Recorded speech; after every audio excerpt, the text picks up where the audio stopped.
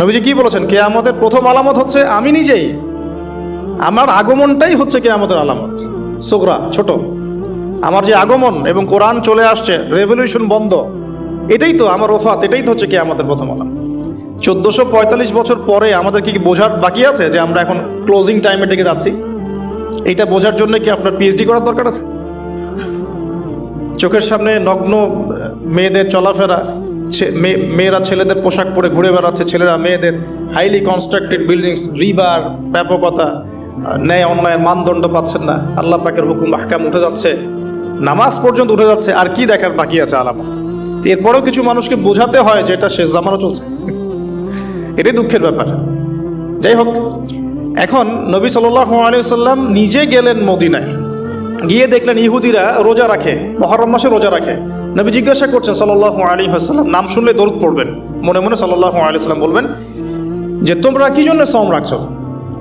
ইহুদিরা বলল যে আনজাল্লাহু আযজা ওয়া জাল মূসা ওয়া কওমাহ, এই দিনে আল্লাহ রাব্বুল আলামিন মূসা আলাইহিস সালাম এবং তার কওম মানে বনু ইসরাইলকে নাজাত দিয়েছেন। ওয়া গারাকা ফিরআউন ওয়া কওমাহ, এবং আল্লাহ রাব্বুল আলামিন এই দিনেই ফিরআউন এবং তার কওমকে ডুবিয়ে দিয়েছেন। এই দিনে আল্লাহ রাব্বুল আলামিন মূসা আলাইহিস সালাম আর মূসা আলাইহিস সালাম এবং তার সাথীদেরকে উদ্ধার করেছেন, ফিরআউন এবং তার দলবলকে ডুবিয়ে দিয়েছেন। কোন সাগরে? লোহিত সাগরে। এজন্য শুকরিয়া স্বরূপ মূসা আলাইহিস সালাম সওম রেখেছেন, এজন্য আমরাও সওম রাখি। তখন নবী সাল্লাল্লাহু আলাইহি ওয়াসাল্লাম বললেন যে নাহনু আহাক ওয়া আউলা বিমূসা মিনকুম, আমরা মানে উম্মতে মুহাম্মাদি, আমরা তোমাদের চাইতে মূসা আলাইহিস সালামের অনেক বেশি হকদার। এজন্য আমরা এই 10ই মুহররম সওম রাখি, আশুরার দিন। আর নবীজি বললেন তোমরা খালিফুল ইয়াহুদ, তোমরা ইহুদিদের বিরোধিতা করো। তাই তিনি বলছেন আমি আগামী বছর বেঁচে থাকলে 9 তারিখ বা 11 তারিখ আরও একটা সওম বেশি রাখবো। তার মানে আমরা আমাদের আমল পাচ্ছি এই মাসে বেশি বেশি সওম রাখা, স্পেশালি 9, 10, 11, পারলে এই 3টা সওম রেখে দাও। যদি এটাও না করতে পারি অ্যাটলিস্ট 10 সওম রাখা। কি হবে? নবী সাল্লাল্লাহু আলাইহি ওয়াসাল্লাম বলছেন আহতাসিবু ইনদাল্লাহ, আল্লাহর কাছে আমি আশা করি যে আইয়ুকাফিরু আস-সানাতাল্লাতী ক্বাবলা, এই একটা সওম রাখলে আল্লাহ রাব্বুল আলামিন আপনার আমার 1 বছর বিগত জীবনের সমস্ত গুনাহ মাফ করে দিবেন ইনশাআল্লাহ। স্কলাররা বলেন যে এটা সগীরা গুনাহ, আমি এই ব্যাখ্যা করতে চাচ্ছি না। আল্লাহর কে জানে, আল্লাহ পাক যদি তাকে তৌফিক দেন, সে যদি তওবা করে, তার কবিরা গুনাহ তো আল্লাহ মাফ করতে পারেন না? আচ্ছা, তাহলে আমরা আমাদের আমল দুটো পেয়ে গেলাম। 1, এই মাসে নর্মালি বেশি বেশি সওম রাখবো। 2, 9, 10, 11 সওম রাখবো। যদি এটাও না করতে পারি কমপক্ষে 10ই মুহররম অবশ্যই সওম রাখবো ইনশাআল্লাহ তাআলা। আল্লাহ পাক তৌফিক এনায়েত করুন। এখন আসুন, এই মাসে আরও একটা আমল নবীজি বলেছেন, যদিও এই হাদিসটা সম্পর্কে ইমাম তিরমিজির কিতাবে আছে, হাদিসটা একটু গরীব, কিন্তু আমি ফজিলতের স্বার্থে কথাটা বলছি। নবী সাল্লাল্লাহু আলাইহি ওয়াসাল্লাম বলেছেন, সাহাবী এসে জিজ্ঞাসা করছেন যে এই মাসে আমি বেশি বেশি সওম রাখবো, ফজিলতটা কি? নবী করিম সাল্লাল্লাহু আলাইহি ওয়াসাল্লাম বলছেন যে এই মাসে আল্লাহ রাব্বুল আলামিন বিগত অনেক সম্প্রদায়ের তওবা কবুল করেছিলেন। সুবহানাল্লাহ, এই মাসে আল্লাহ পাক বিগত অনেক সম্প্রদায়ের তওবা কবুল করেছেন এবং আগামীতেও অনেকের তওবা কবুল করবেন ইনশাআল্লাহ। তো তার মানে আমরা বুঝলাম আমাদের আরেকটা আমল এই মাসে বেশি বেশি, এই তো মাশাআল্লাহ, বেশি বেশি তওবা ইস্তেগফার করা। এখন আসুন আমি ইস্তেগফারের আপনাদেরকে 2-3টা দোয়া শিখাই দেই আগে ছোট্ট করে।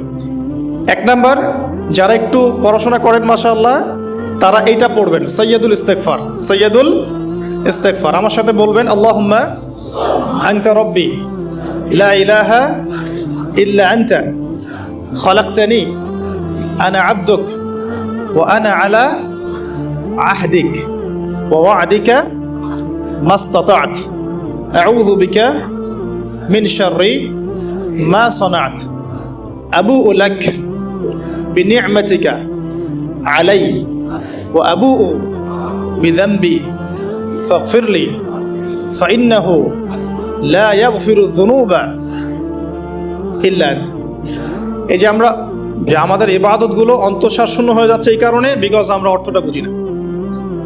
এই যে দোয়াটা আপনি করলেন, নবী সাল্লাল্লাহু আলাইহি ওয়াসাল্লাম বলেছেন যে এই দোয়া পড়ার পরে যদি কেউ সকালে পড়ে রাত্রের আগে মারা যায় জান্নাতে চলে যাবে। রাতে পড়ে সকালের আগে ইন্তেকাল করলে জান্নাতে চলে যাবে। তো কি পড়লাম? আল্লাহ পাক বলছেন, নবী সাল্লাল্লাহু আলাইহি ওয়াসাল্লাম বলছেন আল্লাহুম্মা, হে আল্লাহ, আনতা রব্বি, আল্লাহ তুমি আমার রব,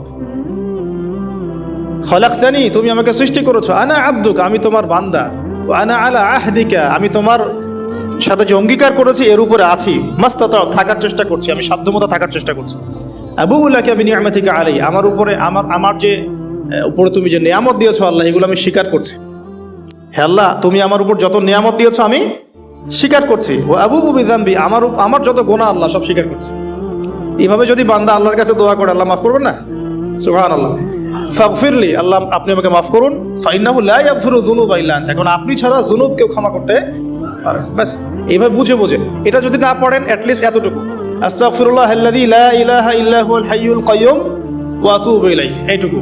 আর এটাও যদি না পড়েন, না পড়াটা একটু লজ্জার যদিও বা, তাও যদি না পড়েন তাহলে বলবেন আস্তাগফিরুল্লাহ ওয়া আতুবু ইলাইহি, আস্তাগফিরুল্লাহ ওয়া আতুবু ইলাইহি। আসুন তাহলে আমরা কাজগুলো পেয়ে গেলাম। এখন আসুন আমরা কেন রোজা রাখছি। নবী করিম সাল্লাল্লাহু আলাইহি ওয়াসাল্লাম এখানে উদ্দেশ্যটা বলছেন। এই দিনে কি করা হয়েছে? মুসা আলাইহিস সালাম এবং তার কওমকে নাজাত দেওয়া হয়েছে, ফিরআউন তার কওমকে ডুবিয়ে দেওয়া হয়েছে। এই তো এই রোজার সাথে কিন্তু হুসাইন রাদিয়াল্লাহু আনহুর কারবালার শাহাদাতের কোনো সম্পর্ক নাই। এটা একটা আকীদা পরিষ্কার করে নেবেন। হুসাইন রাদিয়াল্লাহু আনহুর কারবালার ঘটনা হয়েছে নবী সাল্লাল্লাহু আলাইহি ওয়াসাল্লামের ইন্তেকালের 60 বছর পরে। শরীয়ত ক্লোজ হয়ে গেছে না নবী সাল্লাল্লাহু আলাইহি ওয়াসাল্লাম ইন্তেকালের সাথে সাথে, নাকি আরো শরীয়ত আসবে? তো শরীয়তের কোনো নতুন বিধান কি এর পরেও চালু করা যাবে? এই দিনে অনেক ঘটনা ঘটেছে। এই ঘটনাগুলো সম্পর্কে কিছু দুর্বল বর্ণনা আছে বিধায় আমি বলছি না পাবলিকলি। বলা হচ্ছে এই দিনে নূহ আলাইহিস সালামের কিস্তি, ওই যে কিস্তি প্লাবনে ভেসে ভেসে এই দিনে জুদি পাহাড়ে এসে নোঙর করেছে। এরকম অনেক ঘটনা। এই দিনে মুসা আলাইহিস সালামকে নাজাত দেওয়া হয়েছে, এই দিনে ফিরআউনকে ডুবিয়ে দেওয়া হয়েছে, এরকম অনেক ঘটনা আছে। কিন্তু এই দিনে রোজা রাখার উদ্দেশ্য হচ্ছে এই নাজাতে মুসা। এইটা হুসাইন রাদিয়াল্লাহু আনহুর শাহাদাতের কষ্টে রাখছি না আমরা, ওইটা আমাদের জন্য আরেকটা জায়গা।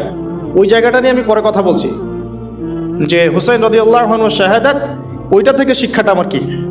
এই ঘটনাটা এই 10 মুহররমে ঘটে গেছে, এটা আল্লাহ পাকের তাকদিরে ছিল, এই দিনেই ঘটনাটা ঘটে গেছে। এই ঘটনা ঘটার আগেই নবী সাল্লাল্লাহু আলাইহি ওয়াসাল্লাম রোজা রাখতেন। এমন না যে এই ঘটনা ঘটার পরে সাহাবীরা রোজা রাখা শুরু করেছে, ব্যাপারটা কি তাই না। মূল জিনিসটা বুঝি, তারপর হুসাইন রাদিয়াল্লাহু আনহুর শাহাদাতের দিকে যাবো ইনশাআল্লাহ।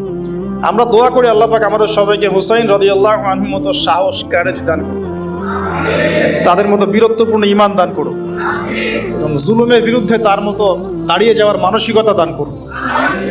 আল্লাহ পাক সারা দুনিয়া থেকে ইয়াজিদদেরকে ধ্বংস করুন।